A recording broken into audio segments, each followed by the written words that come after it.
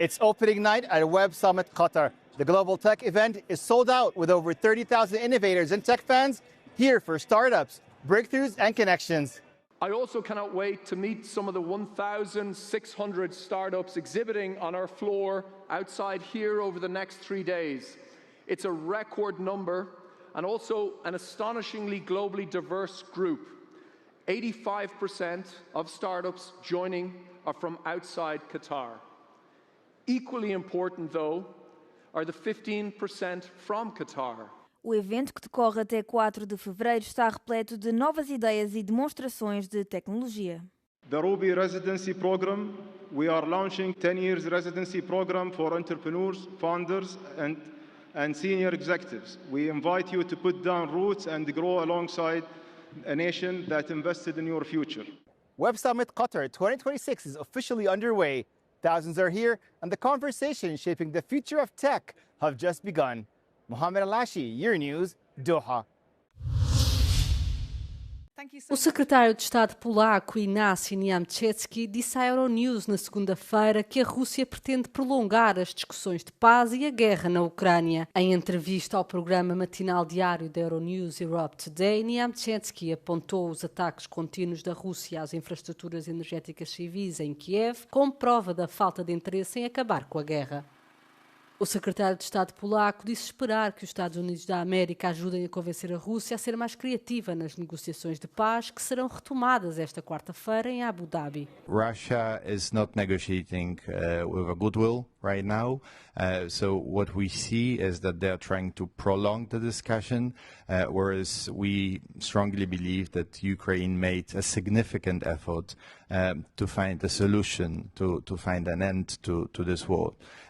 So the question right now is whether Russia wants to end the war or not. Our understanding of the situation is that, unfortunately, they want to continue it. Niamczewski também falou sobre os restantes desenvolvimentos no Irão. No domingo, Teherão designou os exércitos dos países europeus como grupos terroristas. Fê-lo em resposta à decisão da União Europeia de incluir a Guarda Revolucionária Iraniana na sua lista de organizações terroristas. No entanto, Niamczewski afirmou que a resposta do Irão é em grande parte simbólica, uma vez que não tem implicações práticas.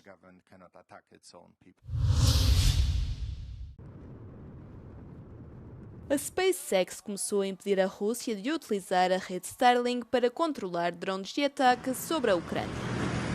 Mikhailo Fedorov, o ministro da Defesa da Ucrânia, referiu que estas medidas já produziram resultados reais e que nenhum cidadão ucraniano morreu devido a ataques de drones russos equipados com a Starlink nos últimos dias. O governo de Kiev contactou a SpaceX depois de surgirem evidências de que as forças de Moscou estavam a instalar terminais Starlink em drones de ataque. Em causa estão equipamentos com a capacidade de voar a baixa altitude, resistir à guerra eletrónica e operar a longas distâncias.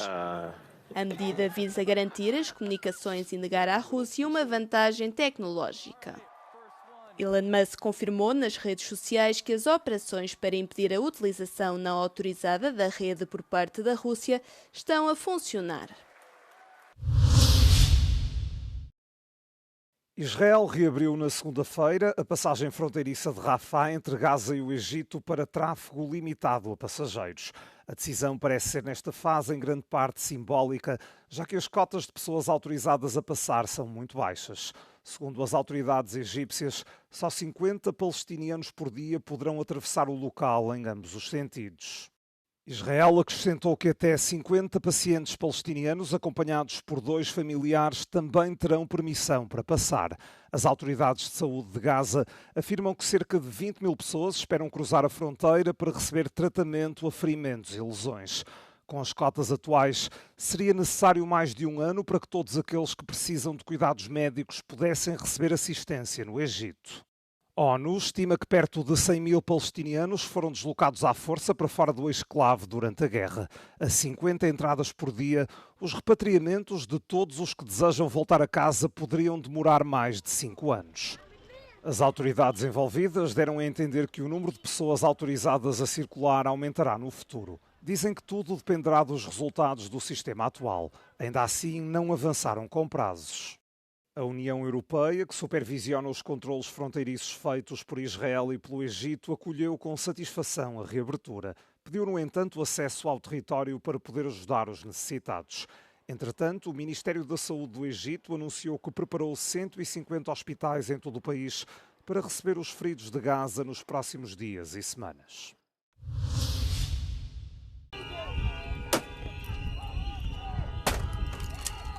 Duas pessoas foram mortas após o confronto com o ICE em Minneapolis, enquanto a população continua a protestar contra os agentes federais. Estes eventos têm sido registados para a Associated Press pela premiada fotojornalista greco-americana Angelina Katsanis.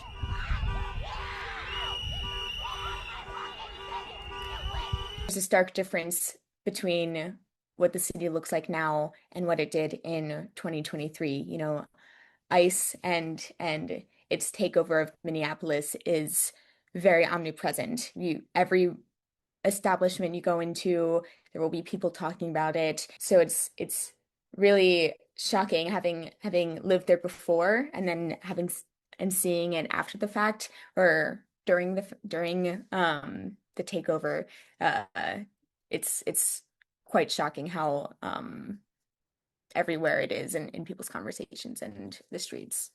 As we've seen, eyewitnesses, like it's a dangerous job just being an observer, because both Renee Good and Alex Preddy were just observers to the scene. They didn't have anyone, they weren't detainees, they didn't have anyone that they knew, you know, they weren't protecting any specific person, they were protecting the community and trying to push ICE out in general. So yeah, it's a dangerous job. Muitos argumentam que os recentes acontecimentos nos Estados Unidos estão a criar uma sensação de guerra civil. Definitely a federal takeover. Many people are calling it an occupation by the state. The difference between a civil war and this is that the opposition among the civilians, they are only armed with whistles and cameras, phones, documenting what's happening. So they're pushing back, but it's for the most part non-violent, but I do think that ICE sees it as a civil war. You know, I've talked to agents that say that they are afraid of their lives and people are trying to hurt them. So I think that mentality, for whatever reason they have it, that's causing them to be extra scared and potentially escalate, as we've seen with Alex Preddy and Renee Good and many others as well. Angelina Katsanis acredita que o medo não só se está a espalhar pela cidade, mas também por todo o país. 9 pessoas morreram e dezenas ficaram feridas num acidente com um autocarro que levava 34 pessoas na província de Antália, no sul da Turquia, este domingo. O autocarro bateu numa barreira e depois caiu numa ravina. O governador da província confirmou que 7 passageiros feridos estão em estado crítico. Alguns sofreram ferimentos que podem exigir amputações. As chuvas fortes e a neblina que atingem Antália podem estar na origem do acidente. Noutra ocorrência, 7 pessoas morreram numa colisão frontal em Burdur, 65 km mais a norte. 31 anos após a primeira apresentação, Requiem for the End of Love volta ao palco principal da Ópera Nacional Grega em Atenas. Criada em 1995 por Dimitris Papaioannou e Giorgos Koumentakis, a obra foi concebida em memória das vítimas perdidas para a SIDA. Em 2026 regressa inalterada na essência. Mais de 16 mil pessoas assistiram à produção ao longo de 12 apresentações, com os bilhetes esgotados em 2 horas. No palco, 23 músicos da Orquestra da Ópera Nacional Grega, 25 cantores do conjunto Maison, 2 sopranos e 48 outros artistas. A produção oscila entre a ópera, a instalação visual e a resistência física. A música de Comentakis, baseada no poema Lazarus, de Dimitrios Kapetanakis, foi interpretada sob a direção de Theodoros Kourentsis. Dimitris Papaioannou é reconhecido internacionalmente pelo trabalho interdisciplinar em teatro, dança e artes visuais. Foi também diretor criativo das cerimónias de abertura e encerramento dos Jogos Olímpicos de Atenas 2004. Giorgos Comentakis é atualmente o diretor artístico da Ópera Nacional Grega. A peça será apresentada em Paris em novembro de 2027. I'm on the floor at Web Summit Qatar in Doha. Everywhere you look, people are networking, pitching, and building the next big thing in tech. It is absolutely amazing. So we were thrilled to be invited because it's the very first event for me. 427 speakers are tackling the hottest topics in tech: AI, chip wars, geopolitics, quantum breakthroughs, and the creator economy, with over 800 international journalists on the floor covering it all. We are very happy to have a strong German representation at this third edition of the Web Summit. First of all, congratulations to the Qatari partners for organizing such a terrific global event in this not always easy times. As everybody can see here, Doha today is a place to be because all these people, all these experts in different fields are here and come together and open a new chapter of cooperation. Just 2 years ago, only 20 German companies were represented. Today, the pavilion is packed, and it's not just about being seen, it's partnership, market entry, and long-term collaboration. Mohamed Alashi, Your News, Doha.